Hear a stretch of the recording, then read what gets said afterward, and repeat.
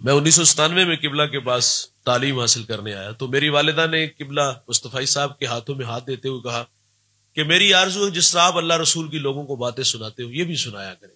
وہ 2 سال بعد اللہ کے پاس چلی گئی. راضی بار رضا ہیں, ہم نے بھی چلے جانا ہے, لیکن جانے والے تڑپاتے بہت ہیں. مرنے والے یہ بات کیا جانے, جینے والوں پہ کیا گزرتی ہے. آج ان راہوں کا راہی ہوں, میں پورے پاکستان میں جاتا ہوں, بڑی عزتوں سے نوازا جاتا ہوں, لیکن کبھی کبھی دل میں یہ خواہش ضرور پیدا ہوتی ہے کہ ماں ہوتی پردے میں بیٹھ کے سنتی تو قد کتنا بڑھتا. انسان آرزو کرتا ہے کاش میرے ماں باپ ہوتے تو یہ سر پر عزت کی دستار دیکھتے. اپنوں کے بغیر زندگی بڑی ادھوری ہوتی ہے. یہ انسانی فطرت ہے بھائی کہ انسان آرزو کرتا ہے کاش میرے ماں باپ ہوتے تو یہ بہار دیکھتے. اور میرے نبی مسلح امامت پہ کھڑے ہیں یار, اور ماں یاد آ گئی. اور میرے نبی کی والدہ کب بچھڑی, جب حضور کی عمر 6 سال تھی. ابوا نامی ایک بستی آئی جہاں میرے نبی کی والدہ آ کر کے رک گئی, بخار نے آ گھیر لیا اور آپ جان گئی کہ یہ بخار جان لے لے گا. وقت رخصت ام ایمن کو کہا کہ میرے بیٹے کو باحفاظت عبد المطلب تک پہنچا دینا. پھر حضور کو پاس بلایا. ادھر بچپنے کی معصومیت, پیشانی میں نبوت کا نور. ماں بیٹے میں کھپ سی گئی, 2 باتیں کی اور پھر ہمیشہ کے لیے پہاڑوں میں سو گئی. فرمایا بیٹا ہر نئی چیز نے پرانا ہو جانا ہے, ہر باقی نے فنا ہو جانا ہے. بیٹا میں بھی جا رہی ہوں لیکن سنو میرا ذکر باقی رہے گا, اس لیے کہ میں تیرے جیسا پاکیزہ اور ستھرا محمد چھوڑ کے جا رہی ہوں. سانسوں کی مالا ٹوٹ گئی, موتی فضا میں بکھرے. ماں سے لپٹے, لپٹ کے روئے. ننھے ننھے ہاتھوں سے کالے پتھروں کی قبر بنائی, اس میں آنسوؤں کا چھڑکاؤ کیا. پھر جہاں تک ماں نظر آتی رہی میرے نبی پلٹ پلٹ کے ان کالے پتھروں والی قبر کو دیکھتے ہیں. میں سیدہ آمنہ رضی اللہ تعالیٰ عنہ کے مزار پہ 2 دفعہ حاضر ہوا ہوں. یہ مدینہ سے تقریباً 350 کلومیٹر کے فاصلے پر ہے. جب پہلی دفعہ گیا سحری کا وقت تھا, پہاڑ کے نیچے تھا, ماحول خاموش تھا, ہوا کا کہیں سے کوئی ایک جھونکا بھی نہ آیا. لیکن جب سیدہ آمنہ کے قدموں میں جا کھڑا ہوا ایسا لگا کہ اللہ نے جنت کے 8 دروازے کھول دیے ہو. آج بھی جنت سے ٹھنڈی ہوائیں سیدہ آمنہ کو سلام کرنے آتی ہیں. میرے ساتھ کچھ دوست تھے, ہم جب رخصت ہونے لگے تو میں نے کہا یار آج ہم بھی جس طرح حضور ماں سے بچھڑے تھے پلٹ پلٹ کے دیکھا تھا, آج اسی ادا کو اپناتے ہوئے رخصت چاہیں گے. ہم نے جب پہلی دفعہ پلٹ کے دیکھا حضور کا بچپنا اور وہ بچپنے کی تڑپتی کہانی آنکھوں کے سامنے آئی.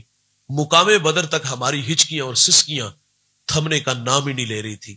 ام ایمن کہتی میں حضور کو لے کے پہاڑ سے نیچے آئی, پلٹ کے دیکھا تو حضور میرے ساتھ نہیں تھے.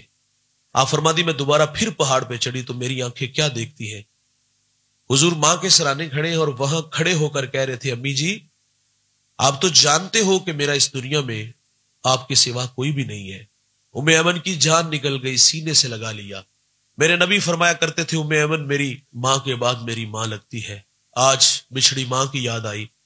میرے نبی صحابہ کو مخاطب ہو کے فرماتے ماں ہوتی نماز عشاء پڑھا رہا ہوتا اور والدہ کو مجھ سے کام یاد آ جاتا, وہ مسجد نبوی کے دروازے پر آ کر کہتی بیٹا محمد میری بات سنو.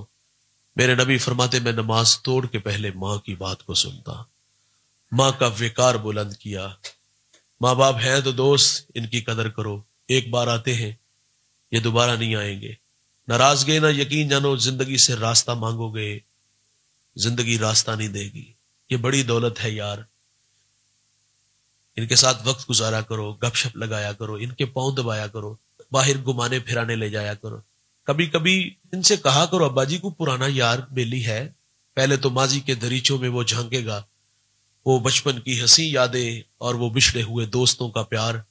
اور جب بیٹا باپ کو بچھڑوں سے ملائے گا تو باپ کتنا راضی ہوگا. یہ بوڑھے مرتے دوست اس وقت ہے جب ہم انہیں ٹائم نہیں دیتے.